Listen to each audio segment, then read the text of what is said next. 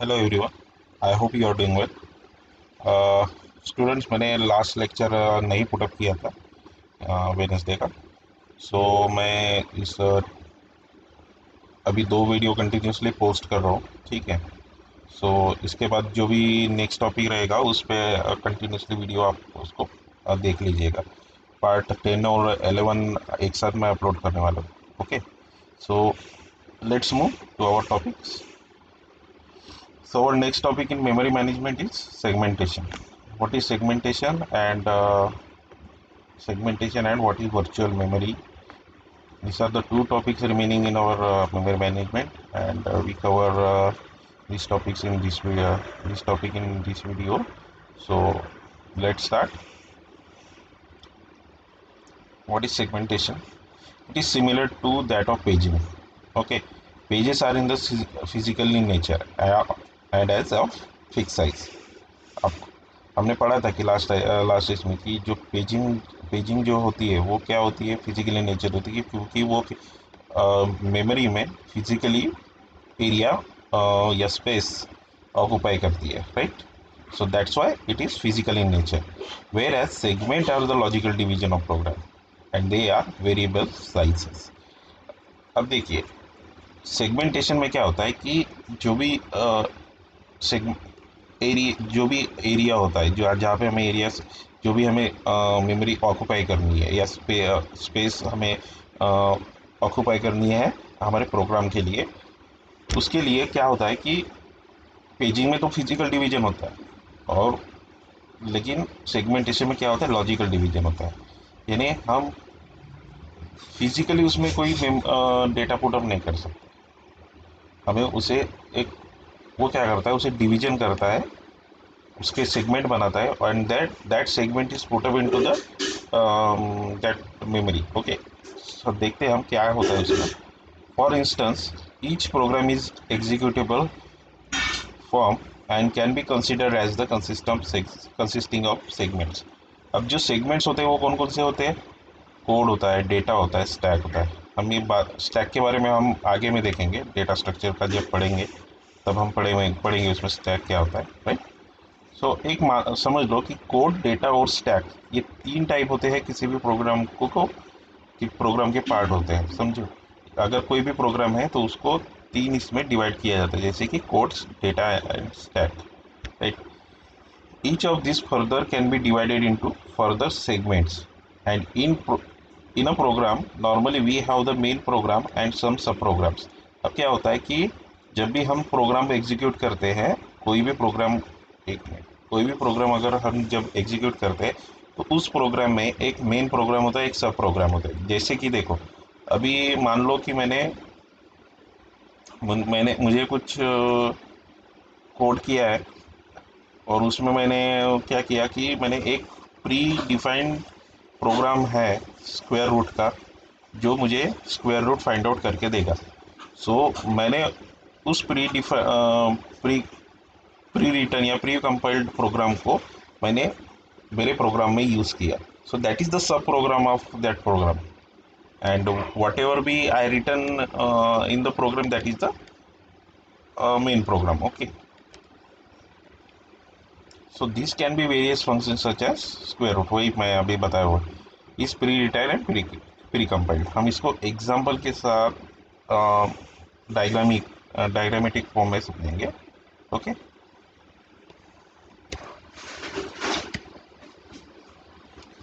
सो देखिए, अभी ये एक एग्जाम्पल है, ठीक है, सेगमेंटेशन का. ओके. सो अभी देखिए हमारा जो भी मेन प्रोग्राम है,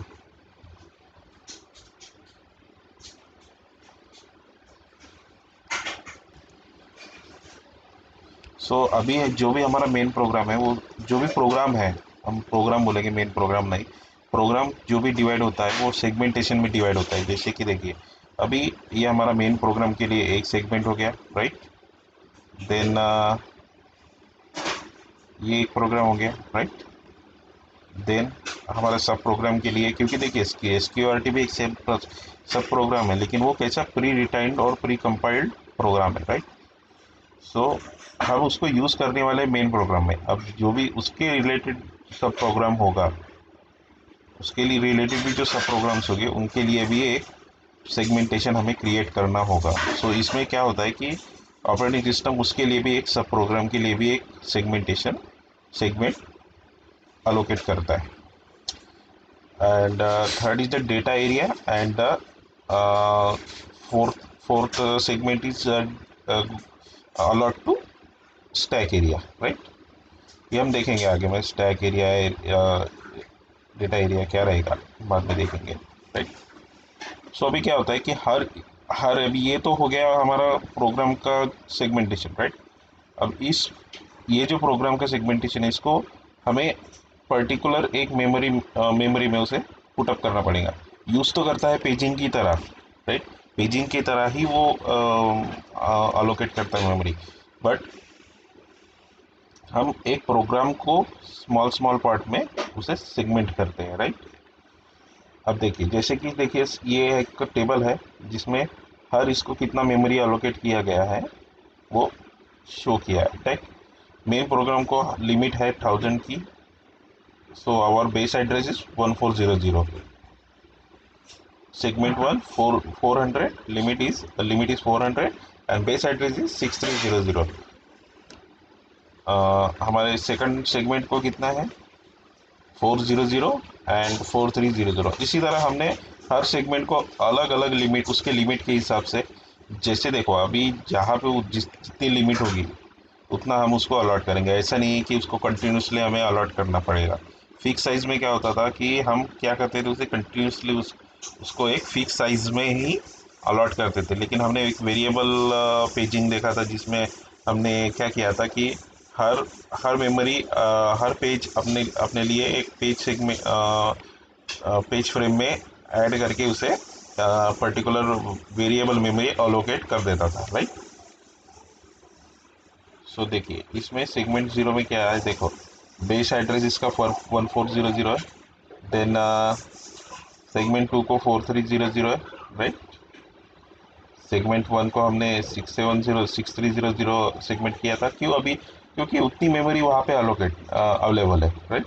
सो it jumps to the last part of memory, last base address, and it gives proper memory whatever they required।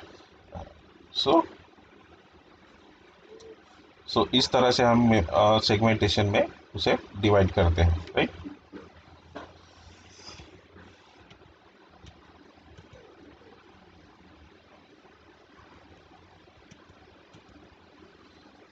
देखिए the segment table are separate entry for each segment, giving the segment in physical memory and length of that segment. Okay, वही बोला गया जो हमने अभी समझा, ठीक है। So here we completed our segmentation. और next topic is the virtual memory. देख लेते हैं वर्चुअल मेमोरी क्या है। The memory management discussed so far keeps many processes in the memory simultaneously to allow multiprogramming. However, they require the entire process to be the memory before process can be executed. अब क्या होता है memory management में, जब भी हम कोई अभी जो भी प्रोग्राम एग्जीक्यूट होता है, जब भी मल्टी प्रोग्रामिंग चलती है, तो क्या होता है कि साइमल्टेनियसली मेमोरी का यूज़ होता है, राइट। सो दैट टाइम क्या होता है कि जो भी मेमोरी है वो हर हर इसको तो अलॉट नहीं होगी ना। जैसे अगर मेरे 2-3 प्रोग्राम है वो साइमल्टेनियस प्रोसेस होना चाहते हैं तो सबको मेमोरी एक साथ अलोकेट नहीं कर सकते। सो ऑपरेटिंग सिस्टम क्या करता है कि उसके लिए एक कंसेप्ट लाया है उसने, that is the virtual memory. So virtual memory में क्या क्या है, क्या होता है देखते हैं हम। जब भी कोई देखो, और एक हाँ, उसमें जब भी कोई प्रोग्राम प्रोसेस होता है तो उसको एक, अभी देखिए 3-4 प्रोग्राम एक साथ प्रोग्राम एग्जीक्यूट हो रहे हैं तो उसके लिए हमें कोई मेमोरी अलोकेट तो करनी ही पड़ेगी, राइट। अगर रिक्वेस्ट हमें यूज़र की तरफ से कोई इनपुट्स आए हैं 3 प्रोग्राम के, तो अगर एक ही प्रोग्राम एग्जीक्यूट होता है तो हमें 2 प्रोग्राम के लिए एक प्रॉपर मेमोरी, उसे स्टैंड बाय पे रखने के लिए एक प्रॉपर मेमोरी की ज़रूरत पड़ेगी, right. So virtual memory is the technique which allows the execution of process that may not be completely in memory. Some part of it can be used on disk. The main advantage of this is that the user program can be larger than the physical memory. Virtual memory is difficult to implement and decreases performances. They can be implemented by paging, segmentation, और combined schema. सो देखिए क्या होता है कि इसके लिए जो भी अभी जो हमने बात की उसके लिए हमें कौन सा कंसेप्ट लाया गया, वर्चुअल मेमोरी का. वो क्या करता है कि जब भी मेन मेमोरी में जब भी प्रोग्राम एग्जीक्यूट होता है तो वर्चुअल मेमोरी की हेल्प से वो डिस्क में ऐसी कुछ मेमोरी का पार्ट अलोकेट करता है जिससे उस प्रोग्राम्स को जो भी स्टैंड बाय प्रोग्राम्स है उनको स्टोर कर सके, या फिर उसके पेजेस को जो भी देखिए अभी एक सब पूरा प्रोग्राम है तो वो भी एक सब प्रोग्राम्स में डिवाइड होगा ना, छोटे छोटे पार्ट्स में डिवाइड होगा. अगर हम एक प्रोग्राम की बात कर रहे हैं तो उसके लिए भी एक प्रॉपर मेमोरी लगेगी क्योंकि हर प्रोग्राम पूरी तरह ऑक्यूपाई नहीं कर पाएगा मेन मेमोरी को. सो उसके लिए हमें एक स्टोर एक मेमोरी रखनी पड़ेगी. सो उस टाइम क्या करता है कि ऑपरेटिंग सिस्टम वर्चुअल मेमोरी की हेल्प से डिस्क में ऐसी कुछ मेमोरी अलोकेट कर देता है जहाँ पे वो प्रोग्राम स्टैंड बाय पे रह सके, and then it move to main memory. Okay. A program is divided into pages and some pages are loaded into memory and rest remain on the disk. वही बोला मैंने.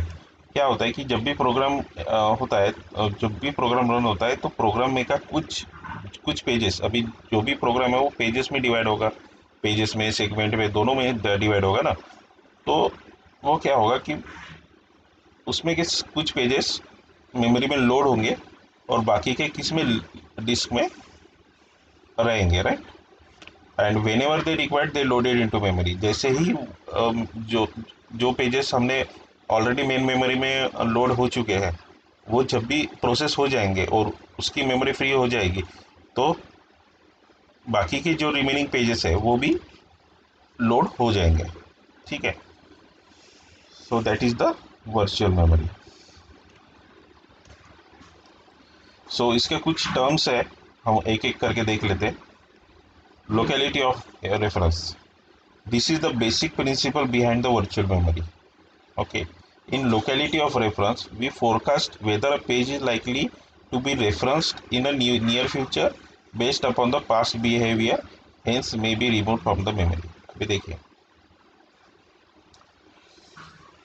जैसे ही कोई भी एक पेज में भी अब समझो नंबर ऑफ पेजेस 10. अभी रुकिए अपन इससे समझेंगे, पेंट में प्रॉपर समझ में आएगा.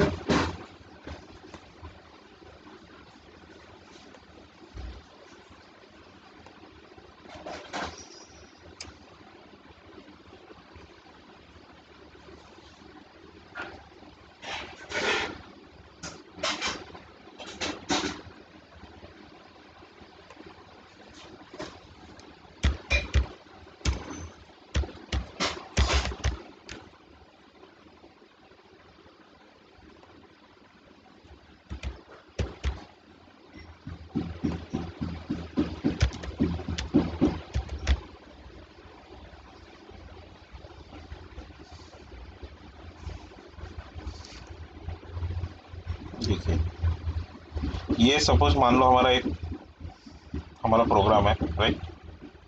अब ये जब भी डिस्क में स्टोर होगा तो एक से पेजेस क्रिएट करेगा, राइट, वर्चुअल मेमोरी के हेल्प से पेजेस क्रिएट करेगा। और क्या होगा कि जब भी ये पेजेस यहाँ पे लोड होंगे, राइट, मेन मेमोरी में लोड होंगे, सपोज यहाँ पे कुछ प्रोसेस चल रहे हैं पेजेस के, यहाँ पे हमने कुछ पेजेस, यहाँ पे कुछ पेजेस रन हो रहे हैं। सो अभी क्या हो रहा है कि यहाँ पे कुछ पेजेस रन हो रहे हैं, राइट, उनके प्रोसेस हो रही है। सो मान लो ये पेज रिलेट है, सॉरी,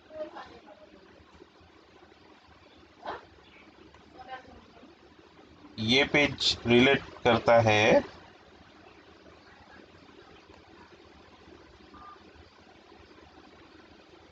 ये पेज रिलेट करता है इससे, राइट। सो ये क्या है करेगा, अगर जरूरत है तो इसको नेक्स्ट पेज जो भी लोड होगा ये वाला होगा, राइट। अगर इसकी ज़रूरत नहीं है, अगर इसमें अगर अननेसेसरीली कोई पेजेस नहीं है तो उसको रिप्लेस कर देगा, राइट। बट अगर ये रिलेट करता है इससे तो सबसे पहले इसको वो नेक्स्ट नेक्स्ट इसमें लोड करेगा, क्योंकि ये इसका जो प्रोसेसिंग है उसके पास्ट वर्किंग पे डिपेंड करता है, right. So that is the locality of reference. Next is the page fault. When process is executing with only a few pages in the memory, and when an instruction is encountered which refers to the page outside the main memory, a page fault occurs. At this stage, the operating system must bring the page in required page into the memory. अभी देखो,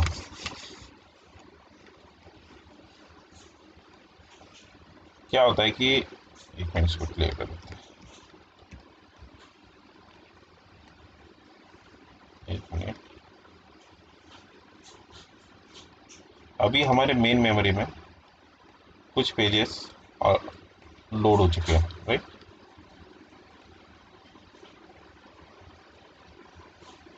सो जब भी कोई instruction occur होंगे, जैसे instruction यानी जैसे कि कोई जैसे किसी को आईडीएफ प्रोसेस करने के लिए जैसे स्क्वायर एसक्यूआरटी है, ऐसे ऐसे टाइप के जो इंस्ट्रक्शंस जब भी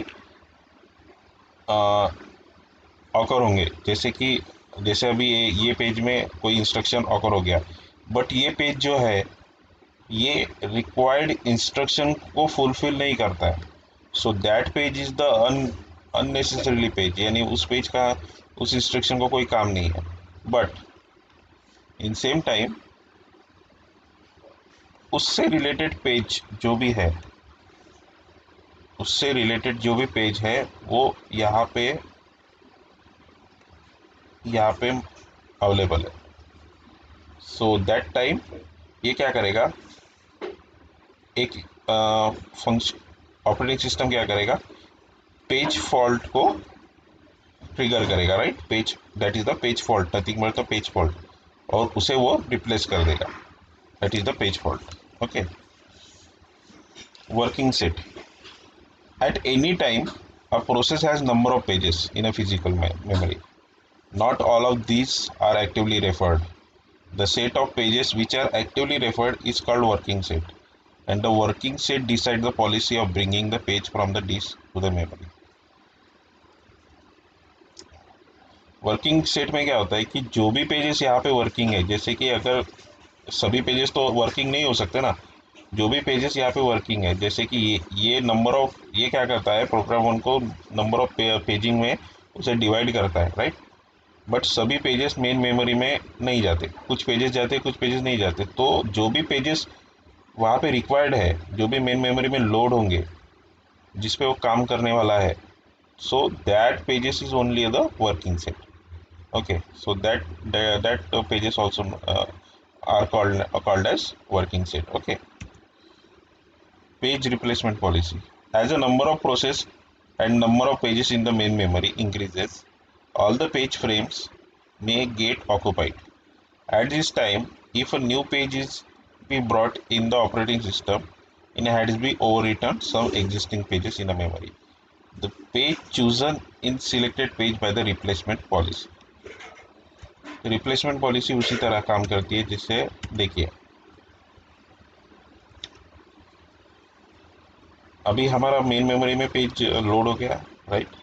अभी क्या कर रहा है कि इसमें के कुछ पेजेस वर्किंग सेट में काम नहीं कर रहे, राइट।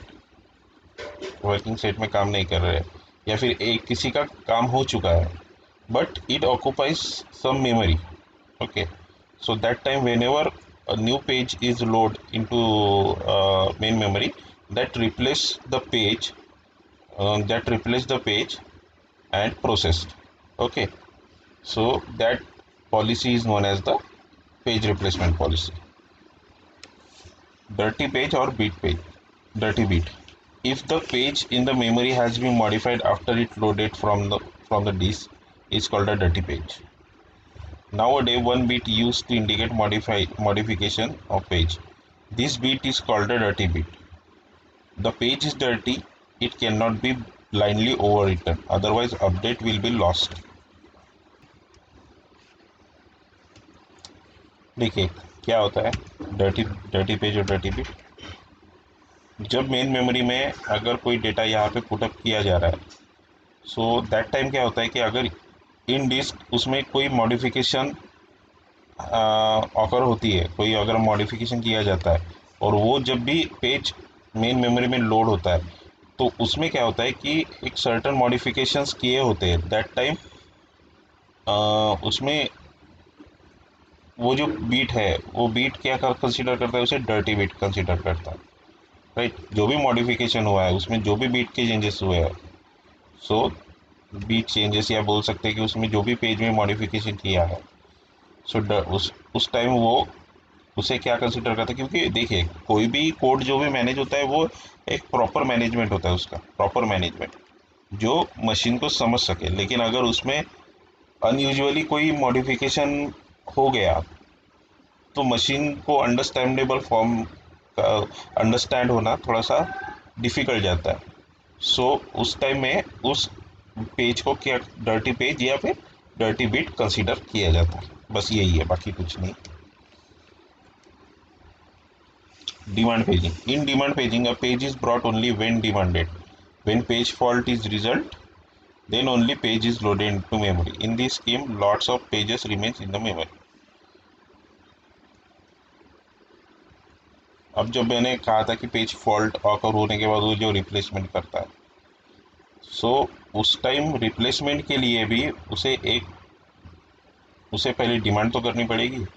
सो जब भी वो इस पेज फॉल्ट को रिप्लेस करता है with page replacement policy, that time वो जो प्रोसेस है, जो भी वो प्रोसेस फॉर्म हो रही है, उसे हम क्या कहते हैं, डिमांड पेजिंग। ठीक है। सो यही है वर्चुअल मेमोरी। इसको थोड़ा सा डायग्रामेटिकली पढ़ते जाइए, उससे क्या होगा कि आपको समझ में आएगा। जो भी मैं डायग्राम्स यूज़ करता हूँ, उसे एक बार ड्रॉ करके खुद से समझने की कोशिश कीजिए। ठीक है। So our next topic is the graphical user interface, which will cover into the part 11. Sorry, okay, part 11, and see what are they, what are their advantages, and why we use graphical user interface, how it comes, and see their various component terms used in any graphical user interface. So we completing this video. Okay, so stay safe, student. Goodbye. Okay.